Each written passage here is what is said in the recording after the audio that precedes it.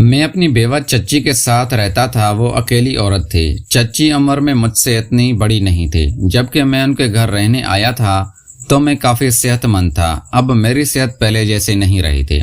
میں نیا جوان ہو رہا تھا۔ یہ بات چچی اچھی طرح جانتی تھی کہ میں شروع سے ہی بڑی عمر کی عورتوں میں دلچسپی رکھتا ہوں۔ اس بات کا چچی نے مجھ سے فائدہ اٹھایا تھا۔ چچی دن بدن نکھرتی جا رہی تھی، پہلے سے زیادہ جوان نظر آنے لگی تھی۔ 1 مہینے سے زیادہ کا عرصہ ہو گیا تھا مجھے چچی کے گھر رہتے ہوئے۔ اس 1 مہینے میں چچی نے مجھے کافی کمزور کر دیا تھا۔ چچی کا اس طرح میرے ساتھ ایک بستر میں سونا مجھے اچھا تو نہیں لگتا تھا، لیکن چچی ہر رات ڈر لگنے کا بہانہ بنا لیتی۔ مجھے اکیلے میں ڈر لگتا ہے۔ صبح میں اٹھتا تو میری قمیض کے بٹن کھلے ہوتے اور میرے سے عجیب طرح کی بو آ رہی ہوتی، جیسے میں کوئی دودھ پیتا بچہ ہوں۔ مجھے یاد ہی نہ رہتا کہ رات ہونے سے پہلے میں کیا پیا تھا۔ آج حد سے زیادہ سردی تھی اور چچی سکن کلر کی باریک نائٹی پہنے واش روم سے نکل رہی تھی۔ جب میں نے کہا کہ چچی آپ کو نائٹی میں سردی نہیں لگتی کیا، میرا اتنا کہنا تھا کہ چچی بستر میں آ کر لیٹ گئے اور میرا ہاتھ اپنے سینے پر رکھتے ہوئے بولی، دیکھو میں کتنی گرم ہوں۔ جیسے ہی میرا ہاتھ چچی کے دونوں، آج پہلی بار میں نے کسی عورت کو چھوا تھا۔ میرا دل نہیں کر رہا تھا کہ اپنا ہاتھ پیچھے ہٹاؤں، لیکن پھر سوچا کہ کہیں چچی میری شکایت اماں سے نہ لگا دے۔ میں نے اپنا ہاتھ پیچھے کیا اور دوسرے طرف منہ کر کے سونے کی کوشش کرنے لگا۔ آدھی رات گزری تھی کہ مجھے رضائی میں سے چچی کے ہاتھ حرکت محسوس ہوئے۔ اندھیرے کی وجہ سے میں دیکھ نہ سکا۔ تھوڑی دیر بعد چچی کی ایک لذت بھری آواز آئی اور ساتھ ہی چچی کے ہاتھ بھی رک گئے۔ میں اتنا بچہ بھی نہیں تھا کہ سمجھ نہ پاتا کہ رضائی کے اندر کیا چل رہا تھا۔ دن اسی طرح گزرنے لگے۔ چچی آہستہ آہستہ کچھ زیادہ ہی مجھ پر مہربان ہونے لگے تھے۔ جیسے اسکول سے آتا تو چچی میرے سامنے جان بوجھ کر جھک کر کام کرتی، جس سے نہ چاہتے ہوئے بھی میرا ذہن چچی کی طرف جانے لگا رہتا۔ میری ہمت اب جواب دے چکی تھی۔ اس دن اسکول سے گھر آیا تو چچی شاید نہا رہی تھی۔ واش روم کے اندر سے پانی گرنے کی آواز مسلسل آ رہی تھی۔ اتنے میں چچی کی آواز آئی کہ بیٹا میں نہا کر نکلتی ہوں، پھر کھانا دیتی ہوں۔ میں اچھا کہا اور صحن میں بیٹھ گیا۔ تقریباً میں 10-15 منٹ بعد چچی نے آواز دی، ثاقب ٹاول پکڑانا۔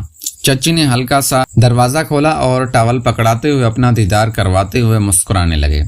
پہلی بار میں نے اپنی سگی چاچی کو دیکھ کر اپنا ہوش کھو بیٹھا تھا۔ رہی سے ہمت جواب دے گئی۔ رات ہوئی تو میں روز کی طرح منہ دوسری طرف کر کے لیٹ گیا۔ تھوڑی دیر بعد مجھے ایسے لگا جیسے کسی کا ہاتھ میں نے فٹافٹ سے آنکھیں کھول کر رضائی کے اندر دیکھا تو جان نکل گئی۔ اس سے پہلے کہ میں اٹھ کر بیٹھتا چچی نے میرے منہ پر ہاتھ رکھا اور بولی، بس 10 منٹ لیٹے رہو، اس کے بعد تمہیں ایسا مزہ دوں گی کہ یاد رکھو گے۔ پھر ایسا ہی ہوا۔ چچی کافی تجربے کار خاتون ثابت ہوئی تھی، جو ساتھ ساتھ اچھی طرح گائیڈ بھی کرتی گئی، اور میری عمر 17 برس ہے اور میں ایک اچھے کھاتے پیتے گھرانے میں پیدا ہوا تھا۔ ہم 5 بہن بھائی تھے۔ میرے والد کا اپنا کپڑوں کا کاروبار تھا، جس کی آمدن سے ہمارا گزر بسر بہت اچھے طریقے سے ہو رہا تھا۔ میرے صرف 2 ہی بھائی تھے۔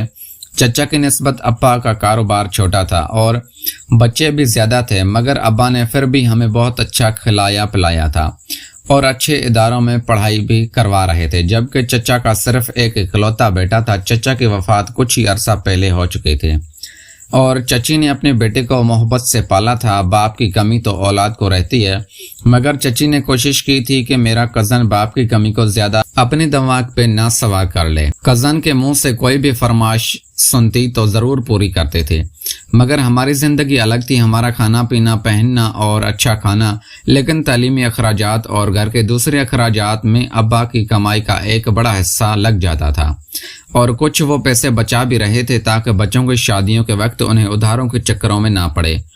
اس لیے ہم بہن بھائیوں نے اپنی خواہشات کا دائرہ کچھ محدود حد تک رکھا تھا ہمیشہ۔ مگر ہمارے کزن کی الگ بات تھی۔ چچی کا تو بس ہی نہیں چلتا تھا، پوری جائیداد اور ان کے بیٹے کے اوپر سے ایک بار میں وار دیں۔ چچی اور میری امی میں بہت دوستانہ تعلق تھا اور اس میں زیادہ ہاتھ میری ماں کی خوش اخلاقی اور ہمدردی فطرت کا تھا، اور ورنہ چچی اپنی ذات میں محدود رہنے والی انسان تھی۔ ان کی ساری توجہ اور ساری نرم و محبت صرف اپنے بیٹے کے لیے خاص تھی، ورنہ ان سے بات کی جاتی تب وہ جواب دیتی تھی، हमारा और चची का हर पहले साथ होकर रहता। अगर चचा के वफात के बाद चची अपने बेटे को लेकर एक कदरे महंगे और अच्छे इलाके में जा बसी थी, लेकिन हमारे ताल्लुकात खत्म नहीं हुआ था।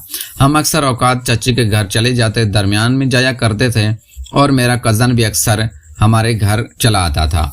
वो बहुत मोतबर और सुलझा हुआ लड़का था जिसने अपने बाप की वफात के बाद अब्बा को ही अपना समझ लिया था और अपना हर मसला अब्बा से पूछता और बताता था।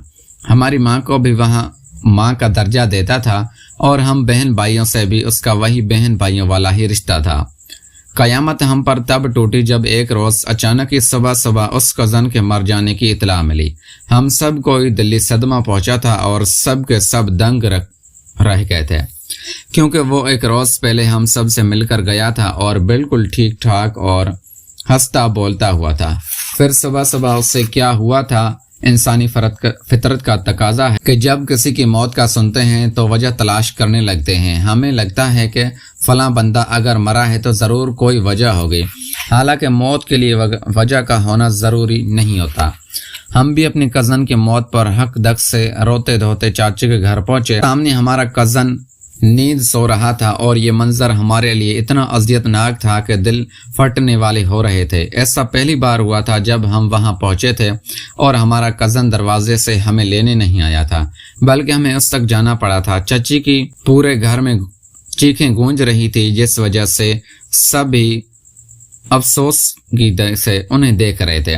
बेशक चची का सदमा हम सब से बड़ा था। हम सब भी रोते हुए चची के पास पहुंचे और अपने कज़न की मौत की वजह दरियाफ्त करने लगे।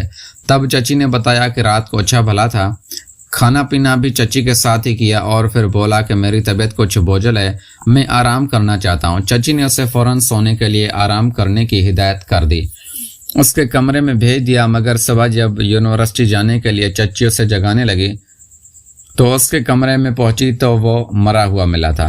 उसकी इस अचानक मौत ने सबको ही चौंका दिया था। चची के लिए ये बहुत बड़ा सदमा था। वो तकरीबन पागल हो गई थी और जोर जोर से चीख कर उससे पुकार रही थी। प्यारे दोस्तों, अगर आपको ये हमारी कहानी पसंद आई है तो इस वीडियो को लाइक करके चैनल को लाजमी सब्सक्राइब करें। मिलते हैं अगली वीडियो में। Thanks for watching.